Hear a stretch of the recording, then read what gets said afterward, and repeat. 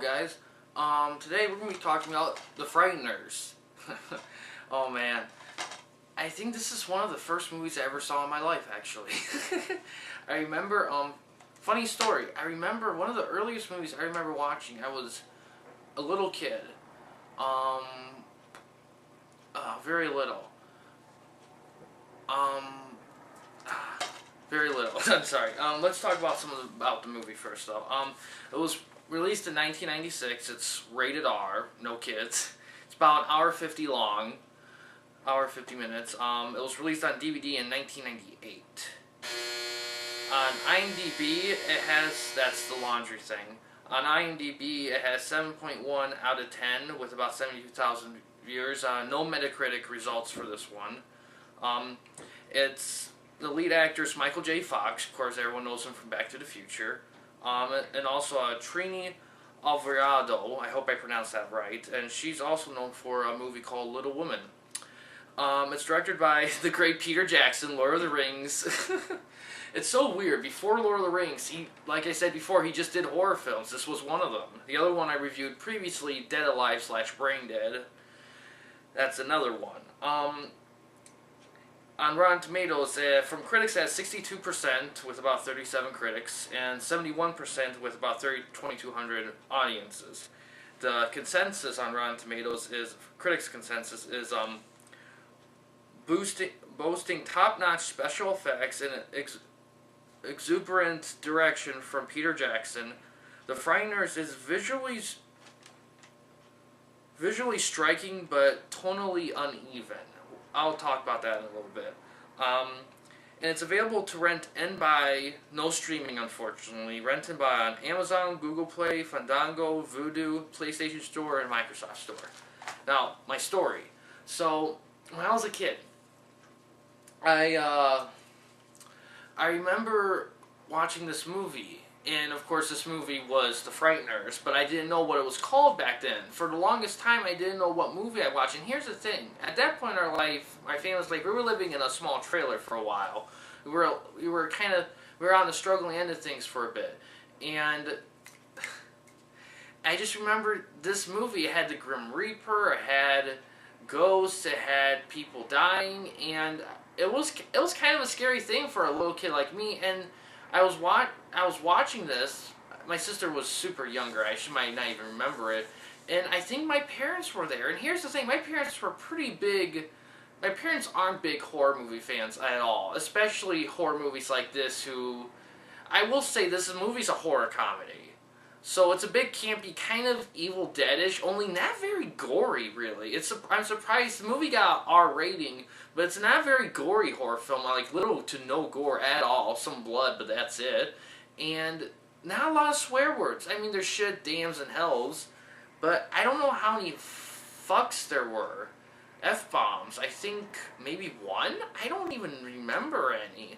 And I read later that they were aiming for PG-13, but something happens to a guy, and that action, the ratings people thought that was too gruesome and gave the movie an R.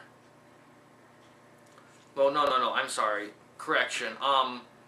They were shooting for PG-13, but they ended up getting an R, and because of that, they decided one character's death to make it just a bit more gruesome, just like a bit more extreme, just because they got an R rating, so there's no point.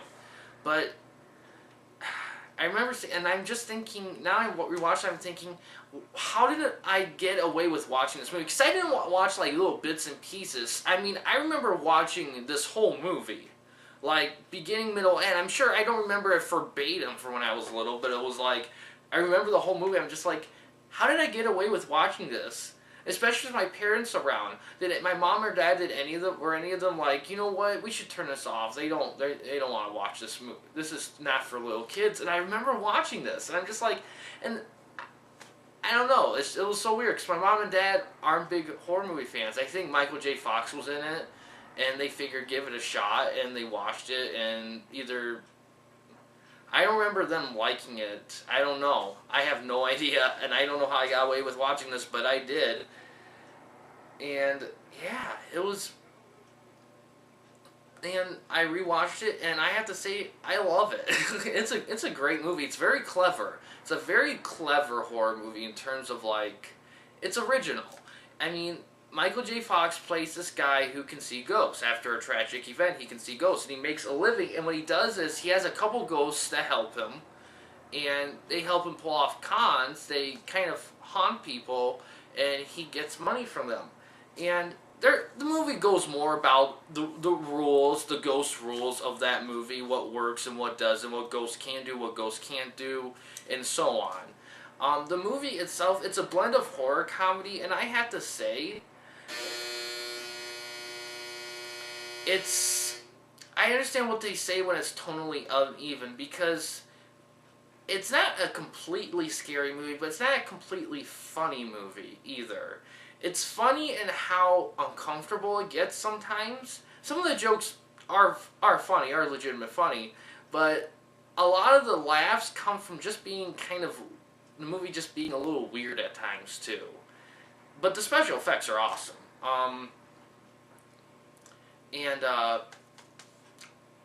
What else? The acting's great, direction's good, cinematography's great. It's on a technical level, it's not a bad movie. Some people may have grips with the writing. I really don't. I mean, granted, the jokes, I wouldn't mind if the jokes were a bit more, maybe not extreme, but definitely, I don't know, I feel like shooting for PG-13 kind of messed with how far they could go with the jokes, because Peter Jackson, before the Lord of the Rings days, he was, when he made, I've been reading about him, when he made horror movies, he liked making them crazy zany as shit. And if you watch Dead Alive / Brain Dead, or a movie I haven't seen yet, Bad Taste, you'd know that he loves doing that. And you can tell he kind of does here, but you can also tell that he was going for something with a bit more, not controlled, but with a bit more, he was going for a different kind of zany and crazy. And this was after he did the movie, I think it was called Heavenly Creatures, and it was very critically praised, and I think it won some awards. It got nominated at least. And it was really his first movie that showed signs of him becoming more of that Lord of the Rings kind of director. And I think The Frighteners was him kind of between the two. Like, I still love horror, but I want to try doing something a little bit more refined.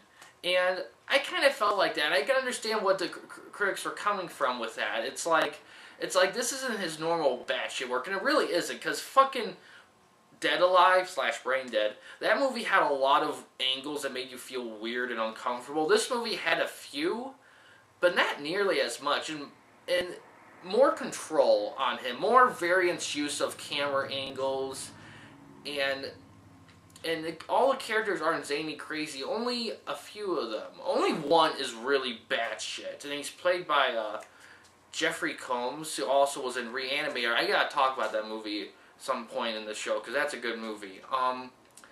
But yeah, this is a good movie for people who aren't typically horror fans, because this is not a horror movie in a traditional sense. This is more of an original story of a horror movie. And it's pretty creative too.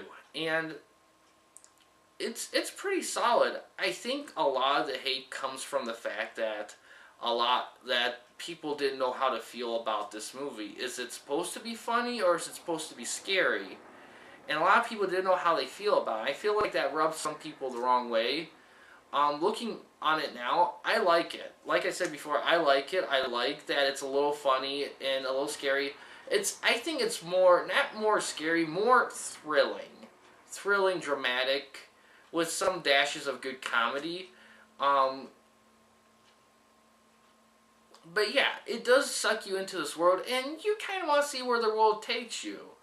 And yeah, it makes you ask questions about how the movie works. Of course, some hardcore critics may point holes in the story, like, if a ghost can do this, why can't he do that, or stuff like that. And there might be some of that. It didn't really bother me that much, because, I mean, because making rules for ghosts. I mean, that's not really something really. You're not gonna come up with logical stuff with that. You're gonna take creative liberties with it because the world of ghosts is like unknown, so it's whatever. Not much else I can say about it. Not really any negatives except for maybe. I will admit the blend of horror and comedy. I may have to rewatch this movie to really figure it out because it has some funny jokes in it, but I wouldn't call it a complete comedy. But it's not super scary. It's not really super scary either. I mean, it's more intense than typical horror. It's more intense, and not intense in like, Michael Myers and Halloween, but more like dramatic, thrilling intense, like more actiony intense, kind of. You have to watch it and you have to gain your opinion for yourself. That's really the only real fault of the movie. I can't think of anything else. I mean, it's directed well. It was cinematography. It was very made well. The acting's great. The writing, the narrative is awesome. The dialogue, for the most part, is pretty solid. The only real thing is really the tone. The tone is a mix. Personally, I think the tone works. Maybe works. It's not a great balance, but I think it's a good enough balance. It could have been better, but I think it works for what it is. But yeah, there's not much else I can say about it. I recommend this movie, the Glorious Frighteners. The DVD itself. Oh yeah, DVD. Yeah, I said what the DVD release. I don't know if this is really hard to find. I mean, it's around, but I don't remember stores really selling a ton of these copies. But it's around, without a doubt. You could easily find it somewhere. You may have to dig a touch. You may have to order it. But they do sell these. DVDs are still around. But you may have to dig a touch. But yeah, thanks for watching. Please subscribe and like the videos. Keep an eye out on all the reviews. There's definitely going to be more stuff coming out soon. A lot more stuff. Like, the Madden series is going to be... Yeah, the Madden series is almost over, but I'll talk about more of that in a little bit with me and Mike. I'll talk more about that in a different video, but let's see how much. Yeah. Okay, but yeah, thanks for watching. Have a good day.